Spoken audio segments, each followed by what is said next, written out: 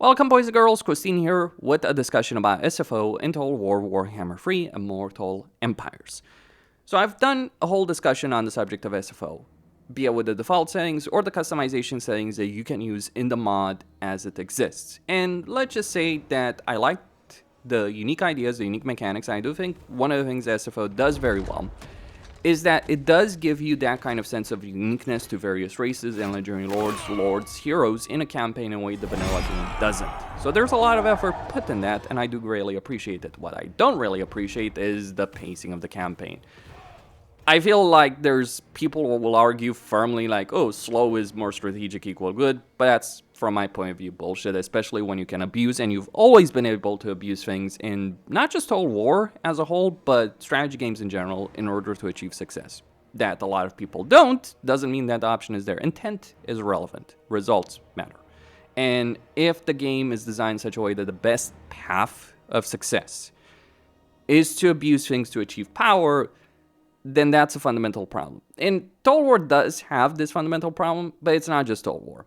I do think there is certainly a number of people who believe that making things, really, for lack of a better term, obnoxious is some kind of solution to problems. It's not. It's just a grind. Making things grindy is just that, making them a grind.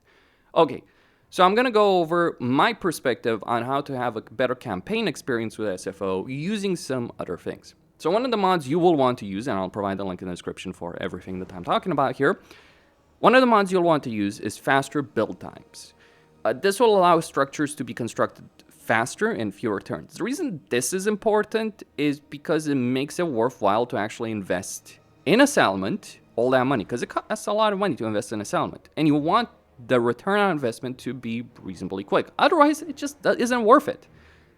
It won't reduce construction costs, but there are other ways around it. But yes, there is a mod. It does work at SFO. It might not work with everything, so they'll let me know if there's issues on that, but I think it should be something that would work with most things, though not everything. So that's one of the things, faster build times available. The other thing that you're going to want to use is the mod configuration tool, and with the mod configuration tool, you're going to want the ultimate campaign configuration tool. Now, this is a bit outdated, but it does work. And from my experience, it also works with SFO. Let me know if there's any issues. The question is, what do you want to change here? Well, that's going to be a whole discussion in its own right. It does depend on how far you're willing to go, and it also depends on the race you're going to play. The AI is always going to cheat in terms of control, in terms of corruption, in terms of attrition. That's not going to change. You can modify that if you want over here. But first off, let's talk about, say, the Empire. What do you want to change for the Empire? Well, we probably might want to, say, put the public order bonus for the AI to 5 and the public order bonus to 5 for the player. The reason you want the public order bonus when you're playing with SFO is because of the way control works in SFO. So if you have a low level of control, your provinces are not really going to generate a lot of money, which means that you have to wait dozens of turns for a province to be worthwhile, and you have to construct a lot of freaking control buildings. That is not a great dynamic. It's never been a great dynamic in Total War. It is a mentality that's really old. For all the things that SFO claims to do, really, a lot of the solutions people hail as solution to problems of Warhammer 3, those are actually old solutions. Like, I remember in Attila, where if I was playing a campaign and I didn't want constant rebellions and I wanted to make my province worthwhile, I would have to invest in control buildings everywhere.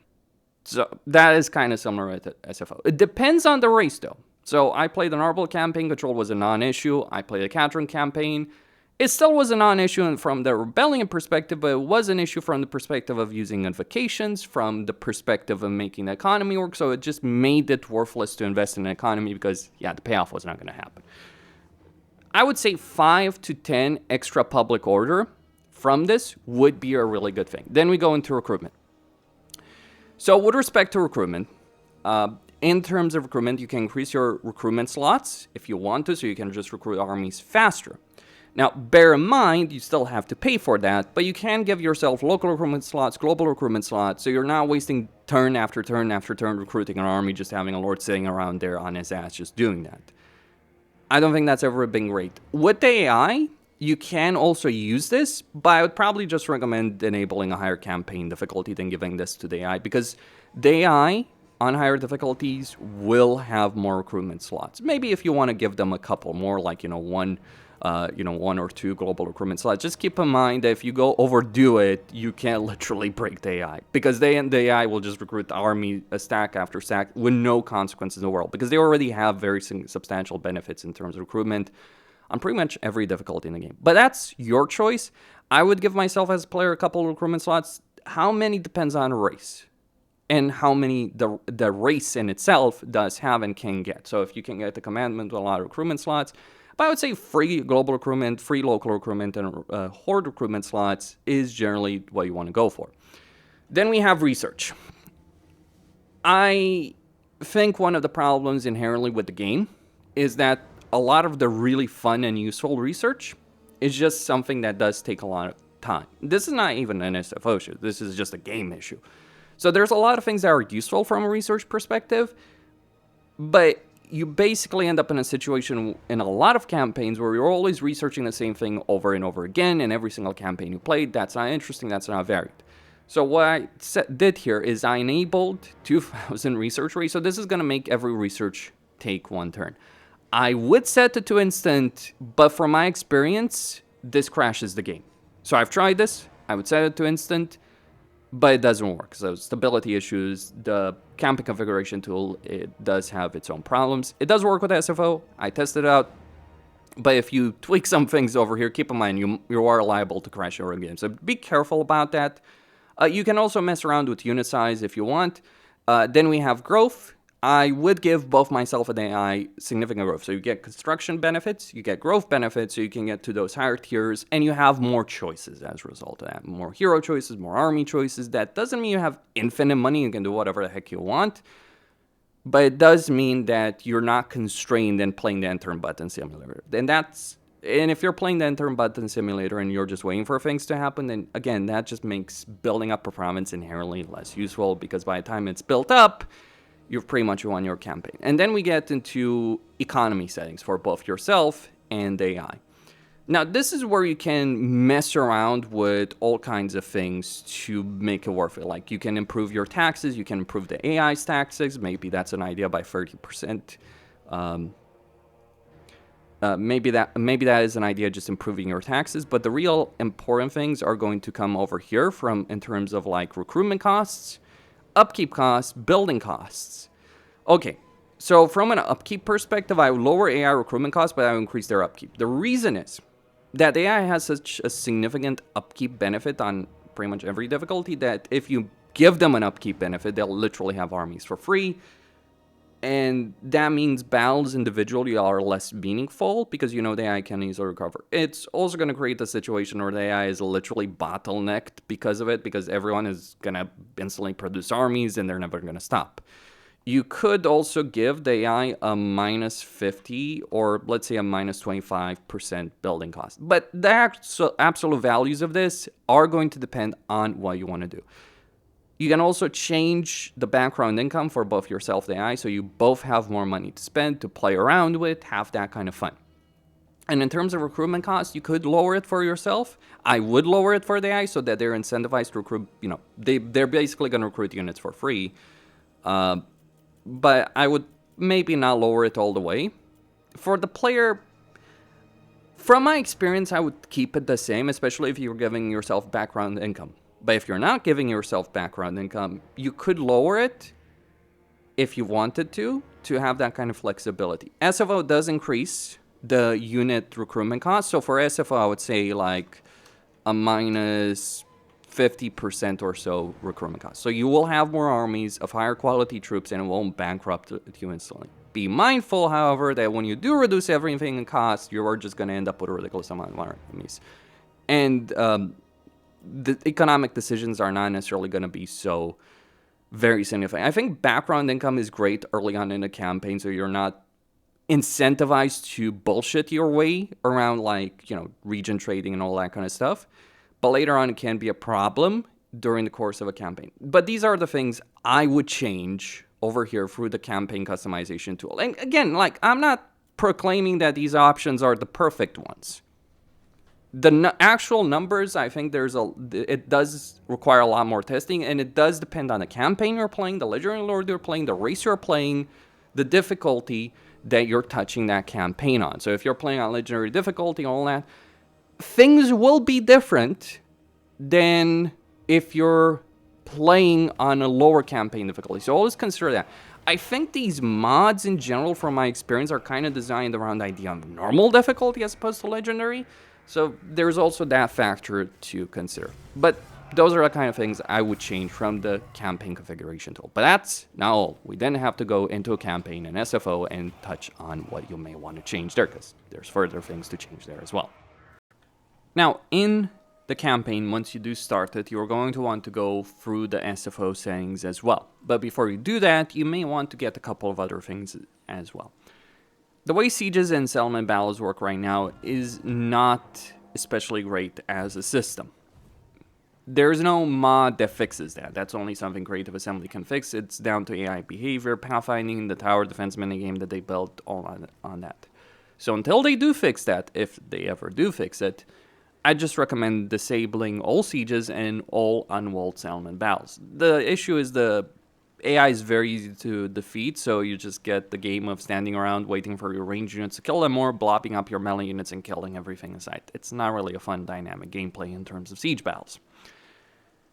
So there's mods for that. You will need 2 separate mods. There's also a mod that removes the auto-resolve benefit that settlements do inherently have. Now, I'm not sure how that works with SFO. From my experience, SFO does have a better auto-resolve situation, but yes, it's still there. Pretty certain on that. Otherwise, I would not be losing 2 units of swordsmen completely on that. Though I think, yeah, SFO's auto-resolve system is generally better. By the way, one of the reasons I did recommend getting a bunch of growth benefits is there's a lot of structures in SFO that reduce your growth. So you may want to understand that. And similar with certain structures that reduce your control in certain situations. It depends on a race-by-race basis, so you do need to have that kind of understanding. Take a look around at the structures that you're dealing with. But beyond auto-resolve for settlements, though, keep in mind that may have unintended consequences for the AI, because one of the reasons the AI replaces its units, the AI has a limit on how many armies it can have. It depends on their upkeep situation, I think. And if they reach that limit, they're just not going to recruit more armies. I think they're hard limited on how many armies they can have, though that might be changing. Still, if you do remove the auto-resolve benefit from settlements, and because the AI always has some kind of inherent auto-resolve benefit for the major factions due to faction potential, you're just going to create a situation where they're going to get a bunch of crap tier armies led by incompetent buffoons as generals. Oh, this brings up a point. One of the things you can use in the campaign configuration tool is instant rank. For lords in particular, not necessarily for heroes, but it also helps with that. Why is that so important? Well, the units themselves in a vacuum don't matter as much as the leader of that army. So a high-ranking leader will have red skill lines that will improve the army overall, and will be much more interesting to fight and to deal with. And so I recommend getting some instant rank. Not necessarily something like 50 instant rank, but something like 10 or 20. You can also change it throughout the course of your campaign. So keep that aspect in mind if you want to use it. I think it is really a good system. In terms of various SFO settings, I would disable faction-wide caps. I think there is an argument to be made about individual army caps, but not faction-wide caps. Faction-wide caps create a bad dynamic of gameplay, whereas I think individual army caps, which limited how many cav artillery units you could have, would be a good thing. But that's my perspective. Difficulty-wise, we already messed around on difficulty, so I would not change this. I think the benefits you get, or the settings you have in the camping configuration tool, are just better in that respect. Technology, replenishment, battle speed. Well, the battle speed, I'd set it to fast, because if you have higher ranking lords leading armies, they're going to give them a morale benefit. So battles inherently are going to last longer. Even in vanilla game, quite serious on that. Like, I'm sure a lot of you have noticed that when you're playing a longer campaign, a lot of the generals you end up fighting against are not really that great. Then, I would weaken garrisons because, yeah, screw dealing with the garrison gameplay in Total War. Like, just in general, the garrison system is not really that great. You can also lower your upkeep army capacity, but that's something we already touched on. Line of sight, construction, and recruitment. You could make this faster, though you may not want to get the fastest build mod then. But you could get this faster so that you can potentially recruit units faster, but I don't know. I think like you may just want to keep this by default because it's saying recruitment points, one global recruitment point. That's not recruitment speed. Growth, we already touched on that. Characters, default. I'd keep that on default unless you want to mess around that. You might want to increase experience gain, army movement range, siege time. Yeah, there's a reason why I recommend dedicated mods for sieges because this is not good enough from my view. And that would be about it. Like, basically, what you're changing here is the fast battle speed. Again, battles are going to be slower if they're led by more competent generals, and inherently SFO battles, even with the fast speed, are going to be slower. It's a question of morale rather than unit stats. So even this is not necessarily doing enough from my view. And also, this is my personal bone to pick with SFO. Or rather, how the community pushes the narrative of SFO, really. It's not even the question of the mod. It's really just the bullshit that gets spun around it. You see this option of 20 and 10 control? Okay, so you might think, oh, that's the solution for the control issue you might have by default. Okay, but here's a bit of a tangent. Total War Pharaoh has an exact setting with pretty much the exact same effect. My issue with Total War Pharaoh is that it copied something that was not really great about SFO, which is that your settlements are not necessarily generating a lot of fucking money. So SFO limits how much economy you can get from settlements. You can obviously improve that with campaign customization. But remember, inherently it's going to be more limited, so keep that in mind. My issue with Pharaoh is it went down the same path. So in Troy, you could get a single resource building, could generate a lot of resources that could last you a campaign. But it did require investment, it did require development. Imagine having a settlement that was actually worth developing. That was Troy. That was the antithesis of how Pharaoh worked. That's my bone to pick with Pharaoh. Unfortunately, that's the path the developers chose to go down there. Just something worth pointing out, but yeah, that's basically what I would change in terms of SFO personally. I'm not going to proclaim this as gospel. I think there are many different options for many different races, for many different Legendary Lords, but these are the kind of things I would personally seek to use to make a campaign better. Bear in mind, you can reduce unit recruitment costs, but you can't reduce regiment renown recruitment costs. So yeah, there's a kicker over there. There's a catch. There's always a catch, isn't it?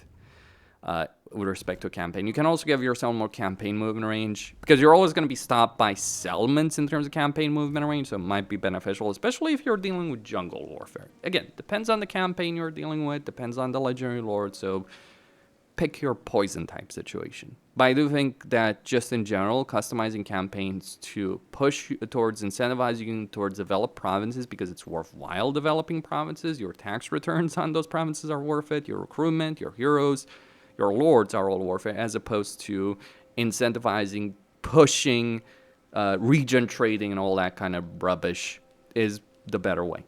So it does say a lot about SFO that you can do it. I just don't like the default options of it, really. Anyway, that's all I had to say on that. Questine signing out. Don't forget to subscribe, like, and enable notifications, and stay tuned for more. Who knows? Maybe I'll take a look at Radius. Yeah, Radius Total War. That's its own kettle of fish. You know why I have a problem with Radius? If garrisons and SFO are bad, then garrisons and Radius are ridiculous.